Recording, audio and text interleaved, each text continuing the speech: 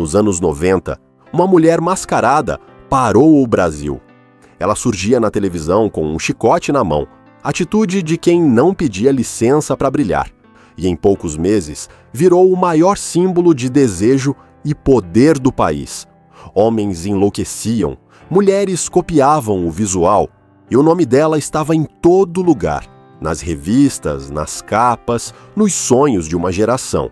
Mas como toda história que sobe rápido demais, essa também teve um preço. De uma hora para outra, a estrela que vivia cercada de luxo, flashes e contratos milionários simplesmente desapareceu. Sem escândalo, sem explicação. Sumiu do mapa e o silêncio dela virou um mistério que atravessou décadas. O que aconteceu com a mulher mais desejada do Brasil, como alguém que tinha tudo, fama, dinheiro e sucesso, foi queda, escolha ou castigo? A musa da Playboy dos anos 90 vive de um jeito que ninguém imaginava. Mas antes de entender onde ela está agora, a gente precisa voltar no tempo para descobrir como o sonho da tiazinha começou e por que ele terminou tão cedo. Antes de ser tiazinha, ela era só a Suzana, uma menina comum da freguesia do Ó, zona norte de São Paulo, filha de pais paraibanos que vieram tentar a vida na capital com mais coragem do que dinheiro no bolso. Desde pequena, Suzana não queria brinquedos caros nem vestidos de princesa. Queria dançar e dançou com disciplina, suor e talento. Virou bailarina clássica formada pelo Teatro Municipal de São Paulo, coisa que pouca gente sabe até hoje. Enquanto os amigos sonhavam em ser jogadores de futebol ou modelos, ela passava horas em salas de espelho, repetindo o mesmo passo até o corpo doer. E aquele esforço não era vaidade, era um sonho de palco, de brilhar de verdade. Nos anos 80 e 90, o país vivia a era dos programas de auditório, televisão colorida, barulhenta, exagerada.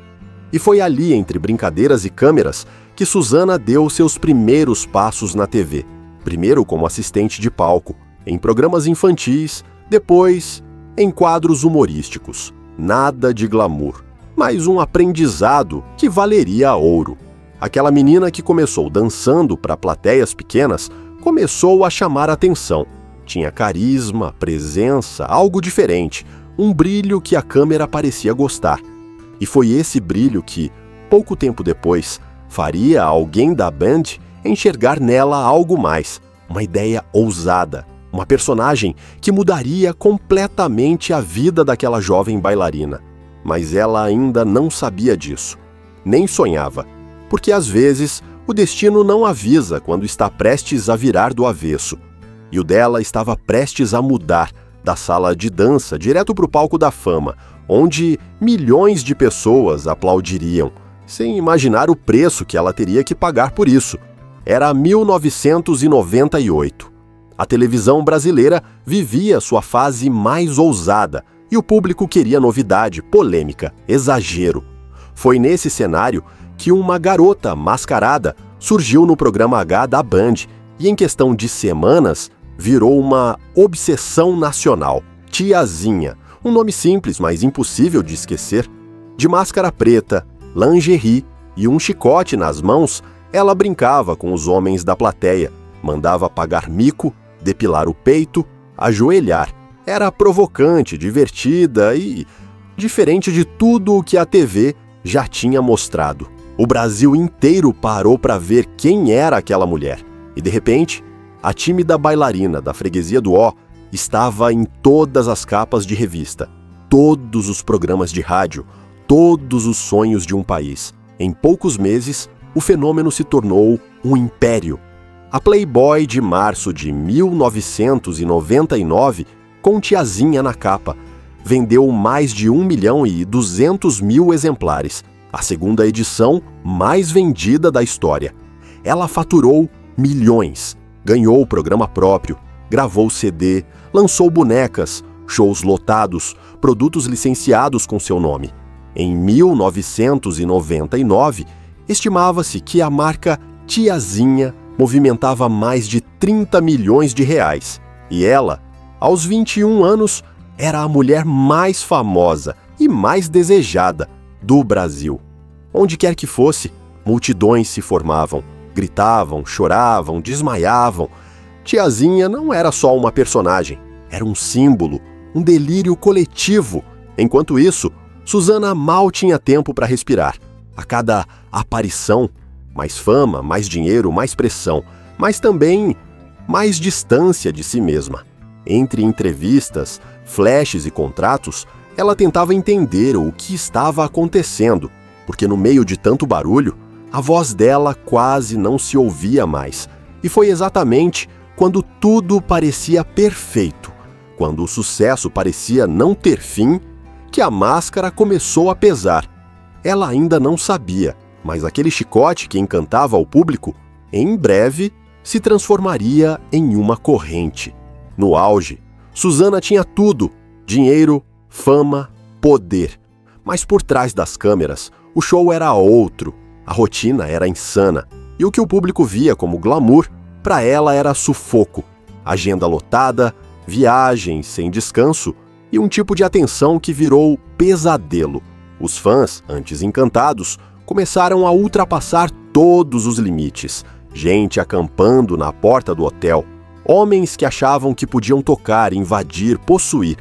Até que uma noite, durante uma turnê, o impossível aconteceu. Um fã invadiu o quarto dela no meio da madrugada. Gritos, desespero, medo. Ali, Suzana percebeu que a personagem tinha engolido a pessoa.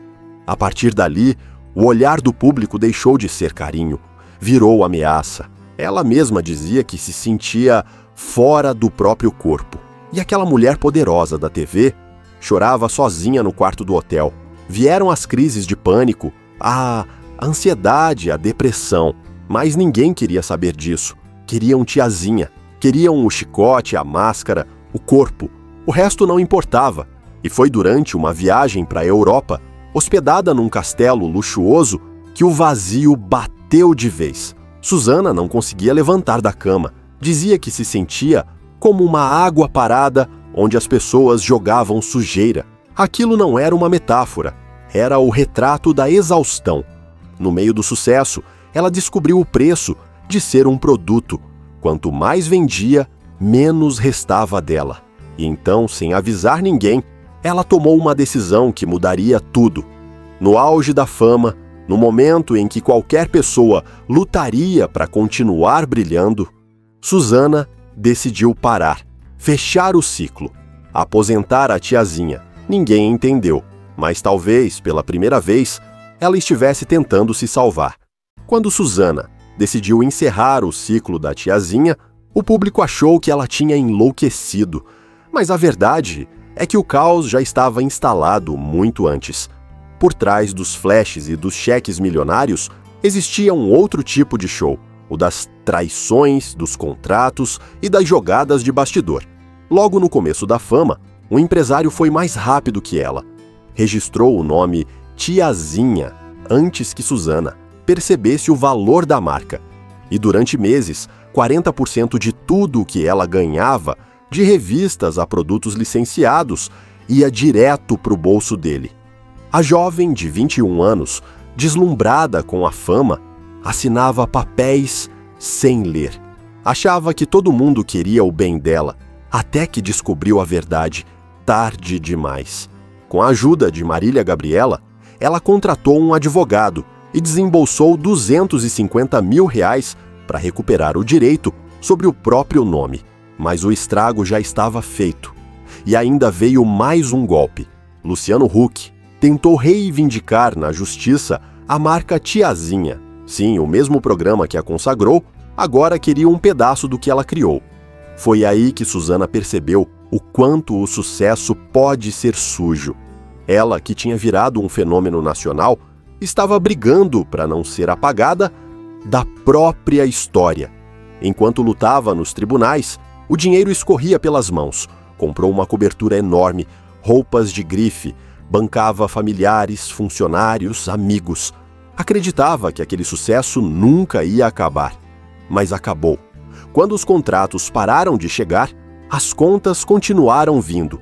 E pela primeira vez, Suzana sentiu o chão sumir. As pessoas que viviam ao redor dela desapareceram junto. Em entrevistas, ela mesma resumiu: "Não é verdade que eu fali, mas precisei aprender a viver com menos." E foi exatamente isso que ela fez. Com o fim da tiazinha, acabou também a bolha milionária. E o que sobrou foi a mulher real, sem máscara, sem maquiagem, sem palco. O silêncio da fama deu lugar a um outro tipo de barulho, o das dúvidas, dos medos e de uma pergunta que ninguém sabia responder. Quem era Suzana Alves sem a tiazinha? Depois do adeus à tiazinha, Suzana simplesmente sumiu. Nada de capas, nada de programas, nada de entrevistas. Era como se a mulher mais famosa do Brasil tivesse sido apagada da noite para o dia. O público estranhou. Alguns acharam que era marketing. Outros juravam que ela tinha enlouquecido. Mas ninguém sabia de verdade o que estava acontecendo. Enquanto as revistas procuravam por escândalos, Suzana procurava silêncio. Ela se trancou em casa, parou de sair, parou de se arrumar. Começou a usar roupas largas, jaquetas amarradas na cintura, tudo para não ser reconhecida. E cada vez que alguém chamava tiazinha na rua, ela encolhia um pouco mais. Naquele momento, o maior desafio não era lidar com o público, era lidar com ela mesma. A personagem tinha virado uma sombra que seguia por onde quer que fosse. Vieram os boatos. Ela faliu, está em depressão, se envolveu com religião. Mas a verdade é que Suzana não estava fugindo de ninguém. Estava tentando se reencontrar. Durante alguns anos, ela viveu um verdadeiro exílio. Longe das câmeras, voltou a estudar, fez faculdade de jornalismo, mergulhou no teatro, começou a entender o próprio corpo e a própria história. Foi aí que, aos poucos, o brilho voltou. Não o brilho dos holofotes, mas o dos olhos. Ela encontrou força onde ninguém procurava, dentro de si. E também descobriu uma nova forma de fé, mais íntima, mais leve. A tiazinha ficou no passado, e no lugar dela nascia uma nova mulher, mais calma, mais serena, mais dona de si. Mas o Brasil ainda não sabia disso. Para muita gente, Suzana Alves era apenas mais uma estrela que brilhou forte demais e apagou cedo demais. Mal sabiam que o sumiço dela era só o começo de um outro tipo de história. O tempo passou e, junto com ele, a tempestade. Longe da TV, Suzana reapareceu diferente, serena, calma, com outro olhar sobre a vida. Aquela mulher que antes vivia cercada de câmeras, agora buscava a paz. Ela terminou a faculdade de jornalismo, se formou atriz, mergulhou no teatro. Em vez de plateias gritando, vieram os palcos pequenos, os aplausos discretos, o reconhecimento verdadeiro. Foi no teatro que ela se reconectou com a arte, mas sem a máscara, sem personagem. Ali, Suzana pôde ser ela mesma. Foi também nessa época que veio a fé. Ela se aproximou da igreja, começou a falar sobre propósito, equilíbrio e o que realmente importava. A ex-musa da sensualidade agora era uma mulher de fé, de fala mansa e presença firme. Parecia outro ser humano, e de certa forma, era mesmo. Em 2010, um novo capítulo começou. Suzana se casou com o ex-tenista Flávio Sareta. Juntos, construíram uma vida tranquila, longe dos holofotes. Nada de festas glamorosas ou luxos absurdos. O foco era a família. 2 anos de tentativas e tratamentos depois, o milagre veio. Em 2016, nasceu Benjamin, o primeiro filho do casal. A maternidade mudou tudo. A mulher, que um dia foi o símbolo do desejo, agora era o símbolo da entrega, da paciência, do amor simples. Enquanto cuidava do filho, Suzana abriu seu próprio estúdio de pilates em São Paulo. Transformou o que aprendeu com o corpo e a mente em negócio, em equilíbrio e sustento. Era a mesma disciplina da bailarina, agora usada para reconstruir a própria vida. E quando ninguém esperava, ela voltou à TV. mas de um jeito totalmente novo. Participou do Dança em Brasil, da Record, e surpreendeu o público com o mesmo carisma de sempre. Depois veio a volta às novelas. Lia, Topíssima, Gênesis, nada de escândalos, nada de provocação, apenas talento. Aos poucos, Susana Alves deixava de ser a ex-tiazinha e voltava a ser Susana, atriz, mãe, empresária e mulher de fé. Parecia que, finalmente, a vida tinha se ajeitado, mas o destino ainda tinha mais uma prova guardada para ela. Por muitos anos, Susana viveu o que parecia ser um final feliz. Família, estabilidade, fé, trabalho, tudo sob controle. Mas como ela mesma dizia, a vida não é novela e o roteiro muda sem pedir licença. Em 2025, veio o baque. Depois de 15 anos juntos, Susana e Flávio Sareta anunciaram a separação.